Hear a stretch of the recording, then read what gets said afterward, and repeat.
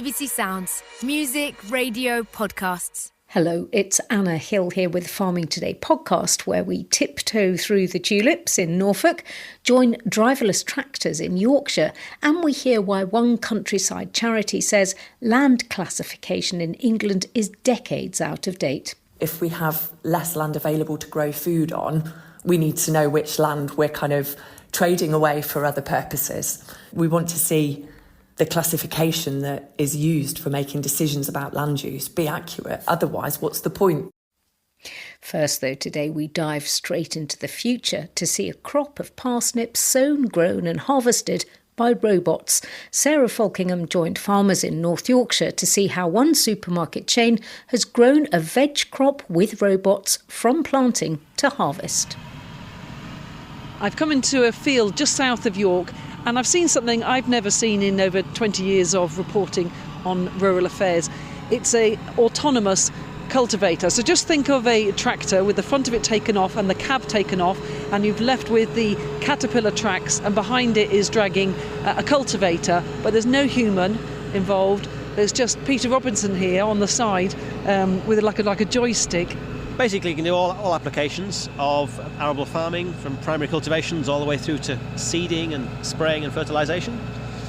Modern farming in the UK has all sorts of challenges, getting availability of tractor drivers and working around the ever-changing weather becoming an increasing problem. So these machines can be deployed, work around the clock. The fields are all pre-programmed. Once the unit's been set off, you can then leave the unit unattended, completely safely, and you can monitor it from an iPad or a mobile phone from anywhere in the world.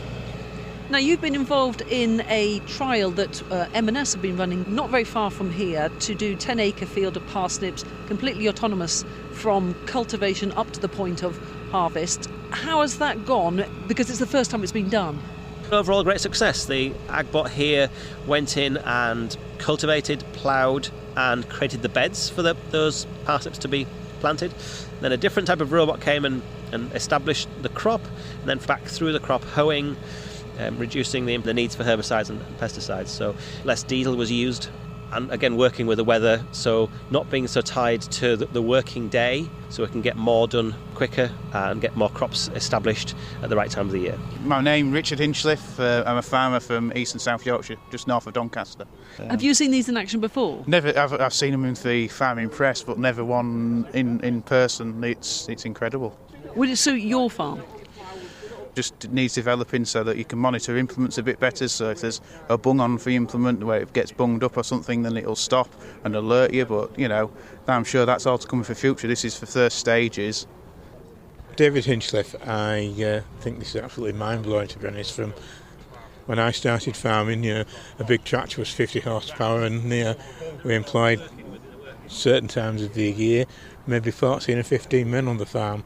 And to see a system now, 60 years later, where autonomous machines are doing the same job, it's quite incredible.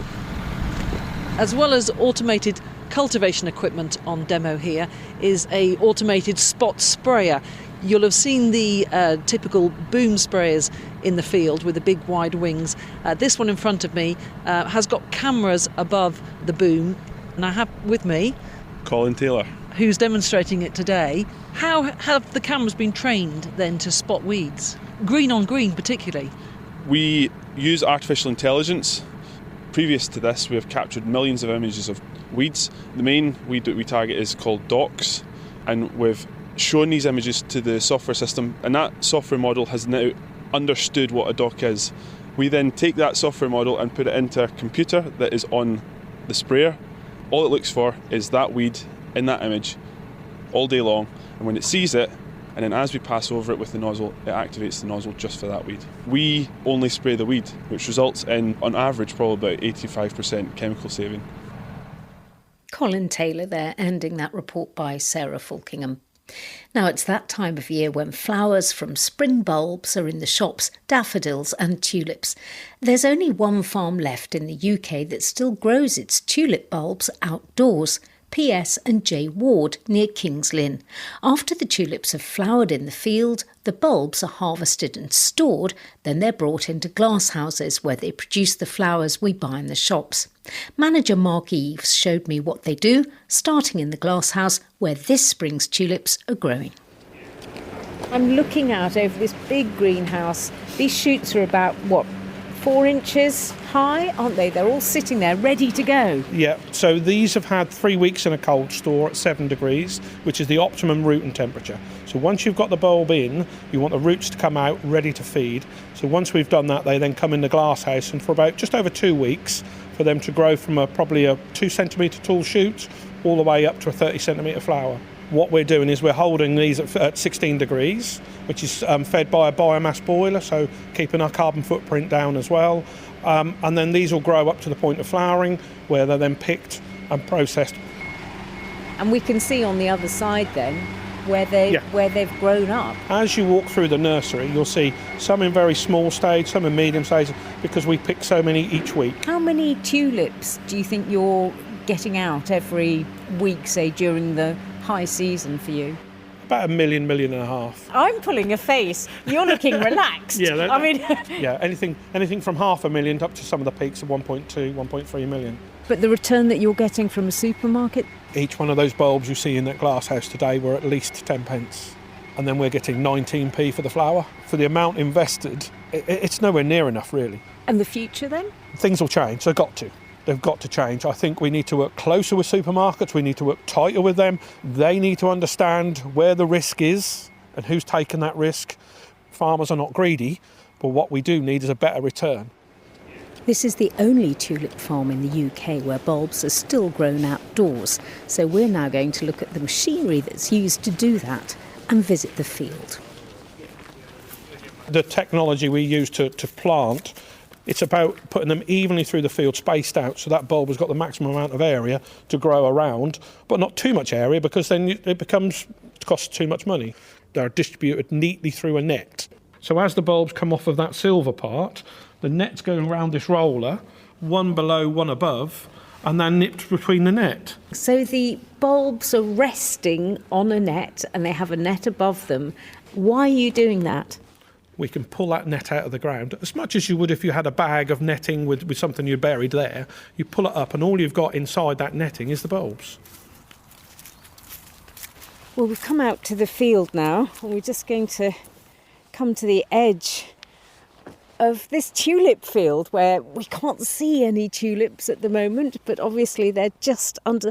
Oh, hang on a minute. You can just see, if you look very carefully, you can just see the tips just literally poking through as we speak.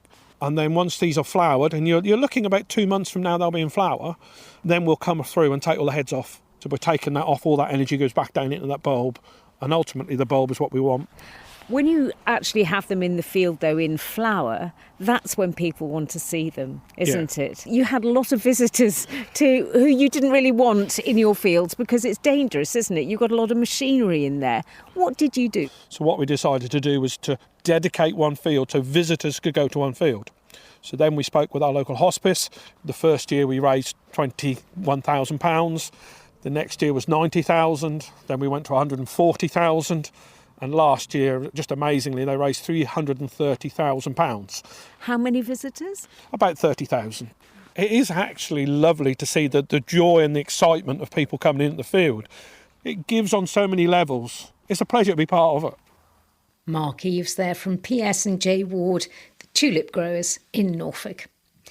The National Farmers Union annual conference opens this morning. It follows months of campaigning by the union for the government to change its decision to reintroduce inheritance tax on farm assets, something that will no doubt be top of the agenda for many of the delegates. In a speech today, the Secretary of State at DEFRA, Steve Reed, is expected to make several announcements around the future of seasonal worker visas and farm payments. Our very own Charlotte Smith will be reporting from the conference and will bring you more on Wednesday's programme. As farmers know, not all fields are equal, and in England and Wales, the agricultural land classification system is used to define how productive farmland is. Well, the best land has more protection from development in the planning system. But according to a report commissioned by the CPRE, the countryside charity, that classification system in England is based on data from as long ago as the 1940s, so it's somewhat out of date. Ellie Brodie is the report's author. The ALC system, the Agricultural Land Classification System, is made up of data around three components: site, soil and climate. Now, some things don't really change, the gradient of a slope, for example, but some things do change, and we know that the climate has changed. And currently, the ALC system is using data about the climate from a very long time ago. So it's using data on rainfall and field capacity days from the period between 1941 and 1970, and for temperature between 1961 and 1980. The climate might have changed, but actually, is it true the soil might have changed as well? In certain circumstances, the soil may have changed. And in the report, we pull out one particular example, which is around lowland peatlands and lowland peatland soils, where agricultural practices, some practices, intensive practices, are leading to the loss of the soil. So we know, from other research done elsewhere, that intensively farmed soils could lose all their peat topsoil in between 50 and 80 years under current practices. And why does it matter that these classifications are done so long ago? It matters because when you plug in to the ALC system updated data on those things like temperature, rainfall, we can see the proportion of the highest quality agricultural land is reduced. So it's predicted to be by 2050 about 16% compared to about 40% at the moment. But we know that 40% is based on data from a long time ago. The CPRE, from your report, wants the government to update the system, including resurveying lowland peat areas. Now, that's pretty expensive, isn't it? Public money is pretty tight right now. So is that likely to happen? I think at minimum we want, and CPRE want, for the government to update the ALC using updated climate data. And yes, we also think that resurveying lowland peatlands is a good idea. Around 40% of UK grown vegetables are produced on lowland peat soils. These are our most productive, fertile soils, so we need to know what condition they're in. And if we have less land available to grow food on, we need to know which land we're kind of trading away for other purposes. We want to see the classification that is used for making decisions about land use be accurate. Otherwise, what's the point? And what are the consequences then if the land use framework, which is up for discussion at the moment, is then written with out-of-date classification, if this isn't updated? Well, the land use framework will be based on really poor quality data. If we want to continue producing food in this country, which we do, then we need to make sure that we have the available land to do it, and that land needs to be identified correctly and protected accordingly. Ellie Brodie from Grounded Insight.